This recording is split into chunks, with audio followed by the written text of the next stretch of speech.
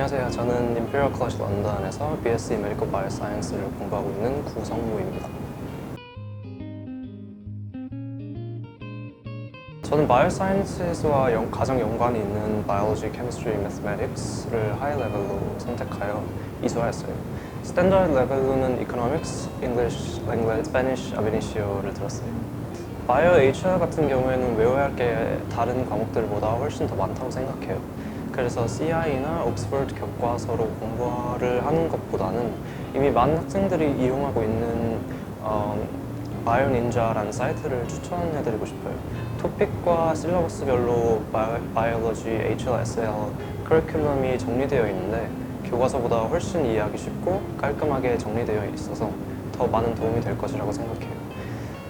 제가 공부했던 방식은 우선 바이오닌자에 정리되어 있는 노트들을 쭉 정독한 후에 더 이해하기 쉽게 제 단어로 바꿔서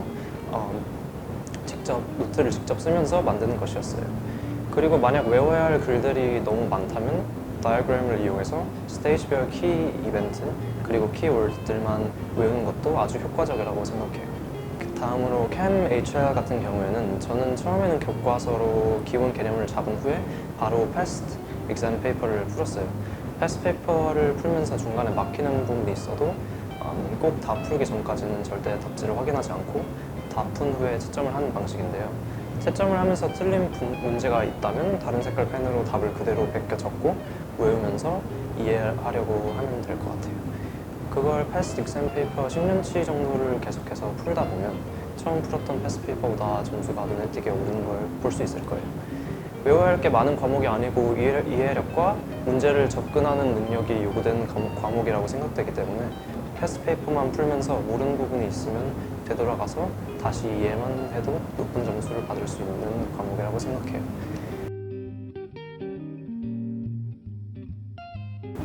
익스텐디드 에세이 역시 바이올로지를 선택했어요.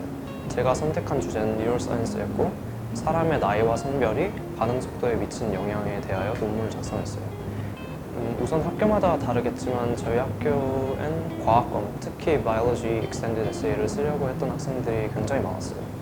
슈퍼바이저 선생님들이 학생들 수만큼 많지 않았기 때문에 15명쯤 되는 학생들 중 8명 정도만 바이올로지 익스텐디드 에세이를 쓸 수 있게 됐었어요. 바이오 2를 쓰고 싶은 학생들 중에서 더 나은 주제를 들고 온 학생이 실제로 바이올로지 2를 쓸 수도 있게 된 상황이었어요. 처음 주제를 정하여 슈퍼바이저 선생님들께 들고 가면 선생님들을 설득할 정도로 현실성 있고 계획이 있는 주제여야 하기 때문에 만약에 한 과목에 사람이 많이 몰려 이와 같은 상황이라면 꼭 충분히 생각한 후에 주제를 정해서 들고 가시는 걸 추천해요. 저 같은 경우에는 반응 속도를 일일이 다 측정했어야 하기 때문에 반응 속도 측정 프로그램을 노트북에 깔고 온 학교를 돌아다니면서 선생님들과 학생들의 반응 속도를 측정했었는데 많이 힘들고 귀찮긴 했어도 아주 재미있는 경험이라고 생각해요. 사천자에 가까운 논문이 어떻게 보면 짧아 보일 수도 있겠지만 실제로 자료 조사, 데이터 구하는 과정, 그걸 워드에 정리하여 깔끔하게 쓰는데 걸리는 시간이 생각보다 오래 걸릴 거예요. 그리고 1년 반 정도라는 시간이 주어지기 때문에 시간 많네 하고 놀다가 나중에 밀려서 망하는 경우가 있을 수도 있으니까 그러지 않았으면 좋겠어요. 그만큼 시간이 많이 주어지기 때문에 제 학교의 경우 드래프트를 여러 번 슈퍼바이저 선생님들께 제출하여 피드백을 받을 수 있었는데 이 기회를 최대한 활용했어요. 여러분도 선생님 피드백 받는 기회를 최대치로 활용하기를 추천해요. 마지막으로 슈퍼바이저 선생님들께서 13학년 초반에 Extended Essay Predicted Grade라는 걸 주게 될 텐데요. 그 점수를 너무 신뢰하지 마시고 그리고 방심하지 말길 바랄게요. 나중에 IBO에서 다 같이 채점을 하게 되는데 Predicted Grade C를 받은 학생이 A를 받은 경우도 굉장히 많고요.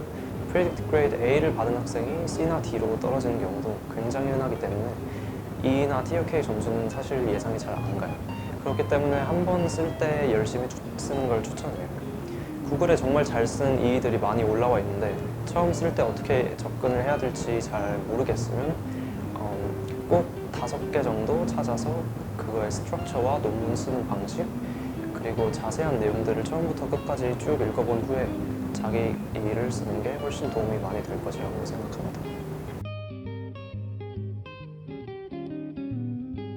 우선 영국 대학 입시에는 600자 이내로 짧고 간결하지만 임팩트 있는 자기소개서를 쓰게 되어 있어요.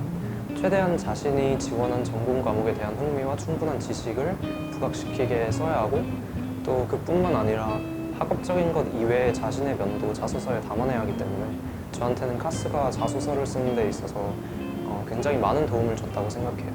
예를 들어서 메디컬 소사이어티의 체어를 맡으면서 리더십을 기르고 다양한 실험들을 해보는 시간을 가지면서 바이오메디컬 사이언스라는 분야에 대한 흥미를 더욱 키울 수 있었다. 이런 식으로 쓸 수도 있겠죠. 그리고 카스에서 다양한 활동들을 많이 하면 할수록 자소서에 쓸 수 있는 내용들이 더 많아질 것이라고 생각해요. AA 같은 경우에는 대학 입시에 도움이 되었다기보다 대학에서 과제를 할 때 많은 도움이 되었어요. 바이오사이언스를 다룬 전공들의 과제가 대부분 이제 lab report, research based essay들이 많아서 IB Science Subjects에서 하는 IA들과 흡사하기 때문에 1학년 과정을 하면서 큰 도움을 받았던 기억이 있습니다.